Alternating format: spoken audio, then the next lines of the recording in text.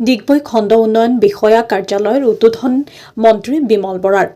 ডিগবৈ ১ নং বৰবিলত সোমবাৰে খণ্ড উন্নয়ন বিষয়া কাৰ্যালয় ডিগবৈ উন্নয়ন খণ্ড কাৰ্যালয়ৰ গৃহটিত ফিতা কাটি উদ্বোধন কৰে আৰু ডিগবৈ খণ্ড উন্নয়ন বিষয়া কাৰ্যালয়ৰ গৃহটিত উদ্বোধন কাৰ্যসূচীত ডিগবৈ বিধানসভা সমষ্টিৰ বিধায়ক সুৰেন ফুকনৰ লগতে তিনিচুকীয়া জিলাৰ অতিৰিক্ত আয়ুক্ত জাভেদ আৰমান, অৱসৰপ্ৰাপ্ত জিলা আয়ুক্ত লক্ষীনন্দন গগৈ, ডিগবৈ খণ্ড উন্নয়ন বিষয়া কাবেৰী বুঢ়াগোহাঁই, গৃহ নিৰ্মাণ বিভাগৰ অধ্যক্ষ পুলক গোহাঁই, তিনিচুকীয়া জিলা ভাৰতীয় জনতা পাৰ্টিৰ সভাপতি কুশ বৰা, দলৰ জ্যেষ্ঠ কৰ্মকৰ্তা দুলাল ৰয়, খণ্ড উন্নয়ন বিষয়াৰ বাবে ভূমিদাতা টংকেশ্বৰ কোঁৱৰ, ডিগবৈ পৌৰসভাৰ কাৰ্যবাহী বিষয়া অনিৰুদ্ধ বৰা, ডিগবৈ পৌৰসভাৰ পৌৰপতি সুদীপ্ত দত্ত চৌধুৰী,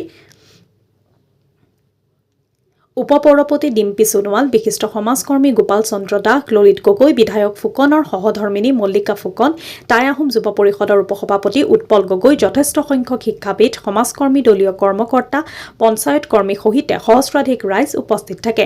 ডিগবৈ খণ্ড উন্নয়ন বিষয়া কাৰ্যালয়ৰ বাবে ২০ বিঘা মাটি আবণ্টন পোৱা বুলি আদৰণি ভাষণত উল্লেখ কৰে বিধায়ক সুৰেন ফুকনে।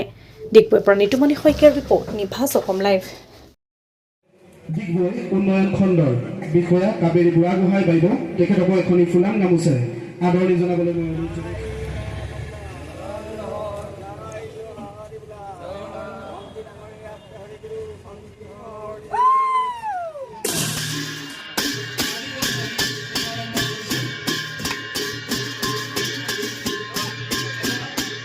বাইদেৱে এই মাটিখিনি ৰাখি থৈ দিছিলে। আমি যেতিয়া ক'লে ইয়াত কিন্তু আমাৰ ৰাজহুৱা এটা গৃহ বনাব লাগে, তেখেতে কোনো কথা নোকোৱাকৈ আঁতৰাই দিলে, আমাক মুকলি কৰি দিছে। গতিকে তেখেতৰ কাৰণে জোৰে এজাউৰে হাত চাপৰি মাৰিব লাগে দেই, তেখেতৰ কাৰণে। আৰু আমাৰ ওচৰতে মাটি আছে ১২০ বিঘা মাটি ওচৰতে পাণবাৰী পথাৰৰ কাষতে। ইয়াত আমাৰ ৩টা কাৰ্যালয় হ'ব। আমাৰ ব্লক অফিচটো হ'ব, এই অফিচটো তাতে চিফ্ট কৰা হ'ব, তাৰপাছত চাৰ্কুল অফিচ হ'ব আৰু আমাৰ উপায়ুক্ত জাতিৰে পাৰুল গগৈ ডাঙৰীয়ানীক মাননীয় মন্ত্ৰী মহোদয়ক আদৰণি জনাবলৈ অনুৰোধ জনাইছোঁ। আমাৰ মাজত আহি উপস্থিত হোৱাৰ কাৰণে মাননীয় মন্ত্ৰী মহোদয়ক আমি কাটেলা। গতিকে হাতে ভোটটা দেখ লাগে, তাৰপিছত ভোট দিয়াৰ পিছত ক'ত যায় ক'ব নোৱাৰে। কিন্তু ৰিটায়াৰমেণ্ট হোৱাৰ পিছত যিখন গ্ৰেচুইটি আৰু PF-ৰ চেক পায়, ৰিটায়াৰমেণ্ট আমাৰ কাকা কাকি নানা নানীসকলে তেওঁলোকে দৰমহা বজাৰত চেকখন বিক্ৰী কৰিছিলে, ২ লাখ টকাৰ চেকখন ১.৫ লাখ টকাত। জীৱনৰ কাৰণে জীৱনৰ আৰ্জিত ধন অতি হেঁপাহেৰে ৰ'দ বৰষুণ ঘামক একাকাৰ কৰি আৰ্জিত ধন পাৰ্চেণ্টেজত দিব লগা হৈছিল। তাৰ কাৰণে কোনো ব্যৱস্থা চৰকাৰে কৰা নাছিল। কিন্তু মোদী ডাঙৰীয়ে কৈছে ডিজিটেল ইণ্ডিয়া, মোদী ডাঙৰীয়ে কৈছে ষ্টাৰ্ট আপ ইণ্ডিয়া, মোদী ডাঙৰীয়ে কৈছে খেলো ইণ্ডিয়া, মোদী ডাঙৰীয়ে কৈছে মেক ইন ইণ্ডিয়া। আৰু সেইকাৰণে ডিজিটেলি কানেক্ট কৰিবৰ কাৰণে, এই সমাজখনকো স্বাভিমানেৰে জীয়াই থকাৰ পৰিৱেশ নিৰ্মাণ কৰিবৰ কাৰণে আমি সকলোকে একোটা বেংক একাউণ্ট খোলাই দিলোঁ। কংগ্ৰেছ ৰৈ নাথাকিল, কংগ্ৰেছে তেওঁলোকক ৰাজপথলৈ উলিয়াই আনিলে। উলিয়াই আনি ক'লেহি যে আমনিকে দাদা দাদি নানা নানি কাকা কাকি সবকে बैंक अकाउंट नहीं रहेला, हमने के की खातिर में अकाउंट लगी, वो अकाउंट में जितना पैसा ढुकबे वो पैसा सारा मुडी काट के ले जाबा। ये कংগ্ৰেছৰ মানসিকতা। কিন্তু আজিৰ তাৰিখৰ 7 বছৰ পিছত যেতিয়া আমি বাগিচাত যাওঁ, কোনোবা এজনী বাইদেউ সুধো, কোনোবা এজন দাদা সুধো আপোনাৰ একাউণ্টত কিমান পইচা আছে, তেওঁলোকে গৰ্বেৰে কয় যে মোৰ একাউণ্টত আজি 17,000 পইচা আছে, 20,000 পইচা আছে। একাউণ্টৰ ATM-খন মোৰ ছোৱালীজনীক দি পঠিয়াই দিওঁ, তাই কলেজত আপোনাৰ BSc পঢ়ি আছে।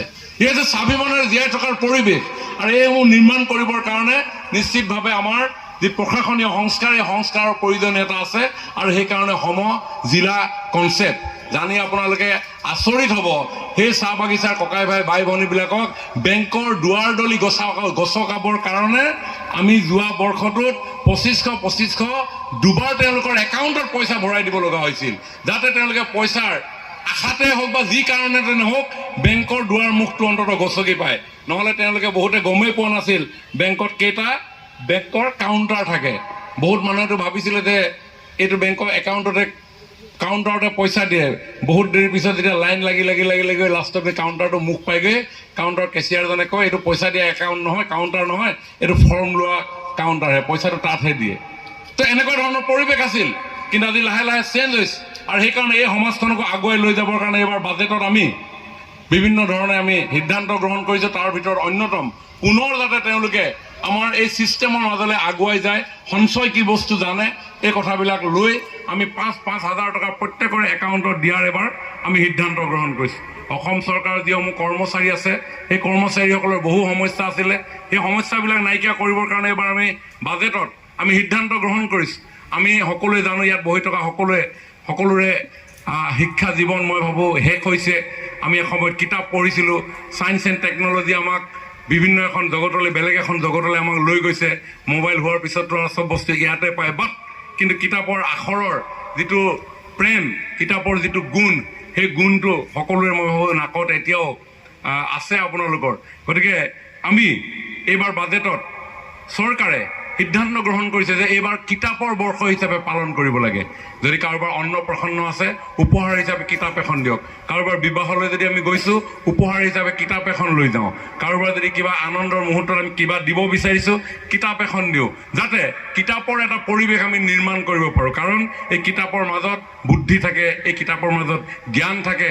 এই বুদ্ধি আৰু জ্ঞান যেতিয়া থাকিব, মানুহ নিজে নিজে শক্তিশালী হয়। গতিকে আগন্তুক প্ৰজন্মকো যাতে আমি কিতাপৰ লগত এটা টাচ কৰিব পৰা যায়, এনেকুৱা পৰিৱেশ নিৰ্মাণ কৰিব পৰা যায়, এইবাৰ বাজেটত আমি তেনেধৰণৰ চিন্তা কৰি লিখোঁ।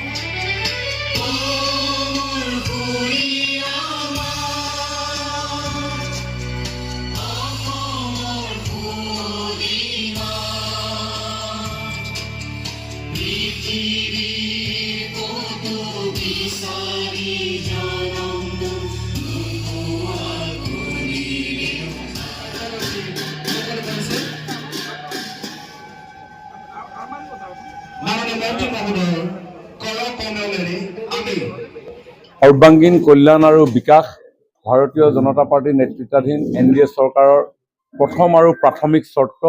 আৰু সেইকাৰণে আমাৰ চৰকাৰে প্ৰশাসনীয় সংস্কাৰৰ জৰিয়তে একোখন ডিষ্ট্ৰিক্ট জিলা নিৰ্মাণৰ সিদ্ধান্ত গ্ৰহণ কৰা হৈছিল। মাননীয় মুখ্যমন্ত্ৰী ডক্টৰ হিমন্ত বিশ্ব শৰ্মা ডাঙৰীয়াৰ নেতৃত্বত সমগ্ৰ অসমতেই পৰ্যায়ক্ৰমে এই সমজিলাসমূহ ইতিমধ্যে গঠনৰ দিশে আগবাঢ়িছে। আৰু আমাৰ ডিগবৈ বিধানসভা সমষ্টিক লৈও এটা সমজিলা ইয়াতে ঘোষণা কৰা হ'ল আৰু তাৰ কাম কাজ চলি আছে। সমজিলাৰ পৰিসীমাৰ ভিতৰত যাতে সকলো বিভাগৰ কাৰ্যালয়সমূহ স্থাপন হয়, তাৰ প্ৰতি লক্ষ্য ৰাখি যি সিদ্ধান্ত গ্ৰহণ কৰা হৈছিল, সেই সিদ্ধান্তৰ ভিত্তিতে ডিগবৈ বিধানসভা সমষ্টিৰ অন্তৰ্গত গাঁওসমূহৰ উন্নয়নৰ বাবে ডিগবৈতে এটা খণ্ড উন্নয়ন বিষয়াৰ কাৰ্যালয় স্থাপনৰ সিদ্ধান্ত মৰ্মে আজি এটা নতুন ভৱন খণ্ড উন্নয়ন বিষয়াৰ কাৰ্যালয় হিচাপে আনুষ্ঠানিকভাৱে আজি উদ্বোধন কৰা হৈছে। মাননীয় বিধায়ক সুৰেন ফুকন ডাঙৰীয়াৰ বিশেষ তৎপৰতাৰে এই অঞ্চলটোৰ সৰ্বাংগীন বিকাশৰ মূল কেন্দ্ৰ হিচাপে পৰিগণিত হ'বলগীয়া এই কাৰ্যালয়ে মই ভাবোঁ যে ডিগবৈ অঞ্চলৰ ৰাইজৰ আশা আকাংক্ষাবিলাক বাস্তৱায়িত কৰিবৰ কাৰণে সক্ষম হ'ব। সমষ্টিক বিশেষকৈ গ্ৰাম্য অঞ্চলক অধিক অগ্ৰাধিকাৰ দিছে, উন্নয়নৰ কাৰণে অধিক অগ্ৰাধিকাৰ দিছে। সেইকাৰণে আজি কিছু মাহৰ পূৰ্বেই সমজিলা ঘোষণা কৰিছিলে।